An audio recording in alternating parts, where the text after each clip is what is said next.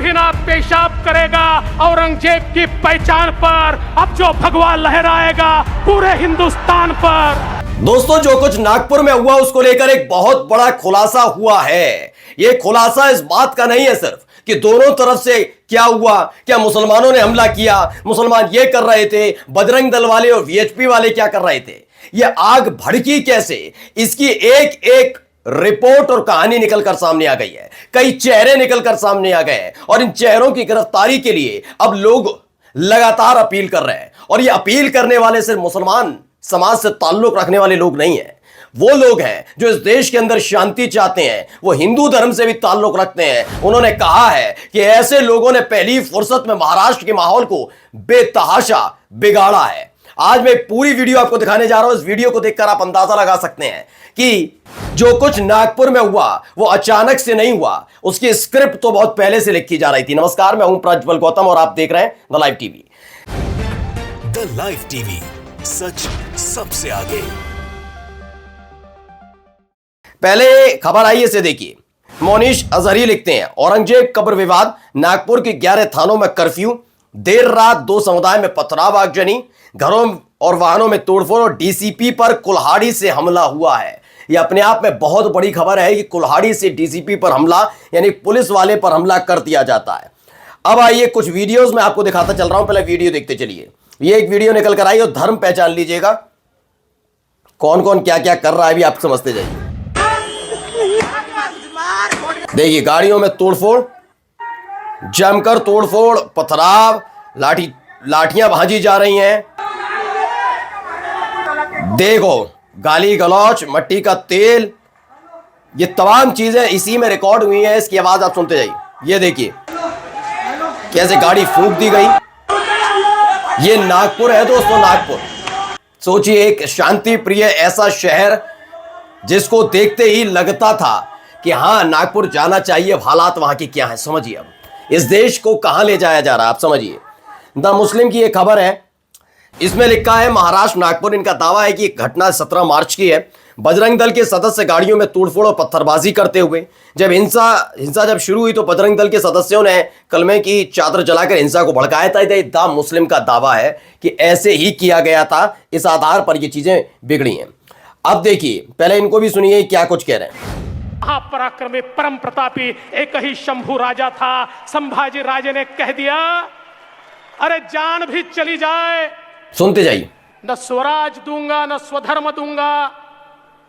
और ऐसे संभाजी राजा का, उनका खून करने वाले, उनको मौत की घाट उतारने वाले, उनकी निर्मम हत्या करने वाले औरंगजेब की समाधि पर वो असदुद्दीन ओवैसी जाता है, देखो सुनिए, और माथा टेकता है और तुम देखते रह जाते हो। अरे शर्म करो, चुल्लू भर पानी में डूब मरो, चुल्लू भर पानी में डूब मरो। अरे ओवैसी सुन ले, कुत्ता भी ना पेशाब करेगा औरंगजेब की पहचान पर, अब जो भगवा लहराएगा पूरे हिंदुस्तान पर। अब बताइए, टीवी 9 डिजिटल की एक खबर है। यह है महाराष्ट्र के मुख्यमंत्री संविधान की शपथ ली। पहले भी देखिए असदुद्दीन ओवैसी के लिए किस तरह के शब्द का इस्तेमाल किया। ओवैसी कौन है?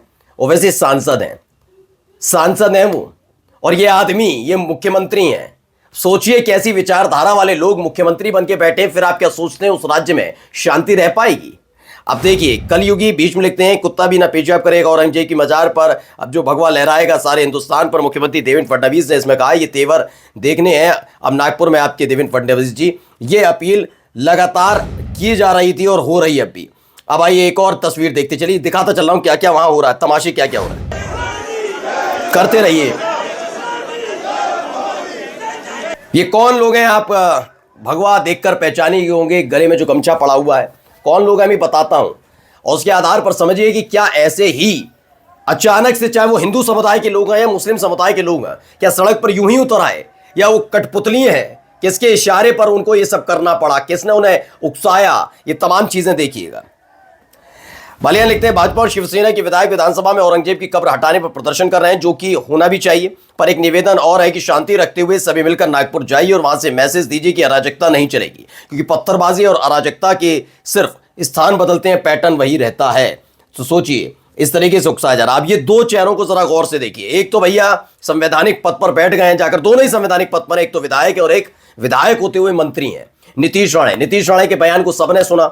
एक ऐसा व्यक्ति जो कहता है कि मुसलमानों को मस्जिद के अंदर घुसकर चुन चुन कर मारेंगे, उस व्यक्ति को आपने मंत्री बनाया तो उम्मीद क्या करेंगे? अब मुख्यमंत्री ऐसे, मंत्री ऐसे, तो क्या उम्मीद की जा सकती है? दूसरे को तो आप जानते होंगे, ये खुल्लम खुल्ला गाली गलौज करना, बदतमीजियां करना, गंदे गंदे शब्दों का इस्तेमाल करना, ये सारी चीज के लिए जाने जाते हैं। मोहसिन मलिक कहते हैं महाराष्ट्र पुलिस से अपील है कि महाराष्ट्र में नागपुर की हिंसा के लिए प्रमुख रूप से जिम्मेदार सबसे पहले इन दोनों टी राजा सिंह और नीतीश राणे को उठाकर घसीट कर जेल में डालें और 3rd डिग्री ट्रीटमेंट दें। अगर असल कुछ कार्रवाई करना चाहती है महाराष्ट्र पुलिस तो यह मांग अब लगातार की जा रही है।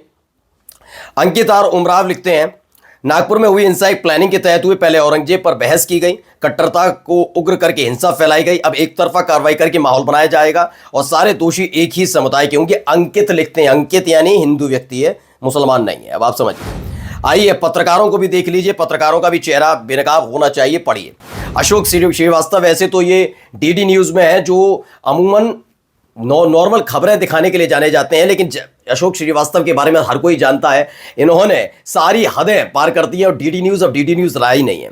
पढ़िए नागपुर में पत्थरबाज एक्टिव हो गए हैं, पुलिस पर कुल्हाड़ियों से हमला किया गया। चश्मदीदों ने बताया कि करीब 1000 लोग सड़क पर निकलकर पत्थरबाजी और आगजनी कर रहे थे। फिलहाल पुलिस एक्शन में आ गई। हालांकि बताया जा रहा है कि पत्थरबाज औरंगजेब की औलादें हैं, ये शब्द है इस आदमी के, और इसे डीडी न्यूज में काम करता है ये आदमी, और दिन रात यही करता है ये आदमी। दीपक चौरसिया, अब इनकी हरकतें तो सबने देख ही ली थी, कहते कौन सा पे पीकर और ये लाइव बैठ गए थे और कैसे धक्के देकर इनको निकाला गया था चैनल से। अब देखिए औरंगजेब के कुछ मजहबी समर्थकों ने आज नागपुर को जलाने का प्रयास किया।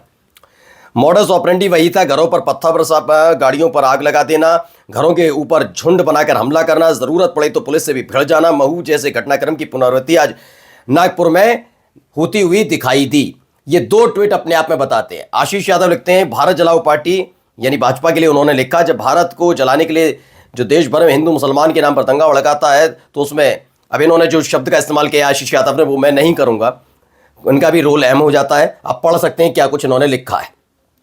ग्रोक ने भी, उसे किसी ने सवाल पूछा तो उसमें बताया ग्रोक ने, नागपुर हिंसा की जड़ में हिंदू राष्ट्रवादी समूहों का विरोध और पवित्र किताब जलाने की अफवाहें, जिसमें भीड़ ने जवाबी कार्रवाई की। बीजेपी की हिंदुत्ववादी विचारधारा तनाव बढ़ाने में योगदान देती है। हालांकि उन्होंने शांति की अपील की। असली जिम्मेदार ढूंढना मुश्किल है। विरोध, अफवाहें और भीड़ की हिंसा सब मिलकर जटिल स्थिति बनाते हैं। देखिए कम से कम जो चीजें हैं, जो काम इस देश की मीडिया को करना चाहिए, वो ग्रोक कर रहा है। विद्रोह मीडिया ने कहा सबसे बड़ा सवाल है, जब शिवाजी महाराज ने खुद अफजल खान की कब्र प्रतापगढ़ की तलहटी में बनाई थी, वहां उन्होंने दिया जलाया था, मरने के बाद दुश्मनी खत्म हो जाती है, भारत की संस्कृति, तो फिर अनायास हिंदू संगठन उग्र आंदोलन क्यों कर रहे हैं? सवाल तो यही है ना कि ये क्यों किया जा रहा है, क्योंकि सत्ता का खेल है सारा दोस्तों।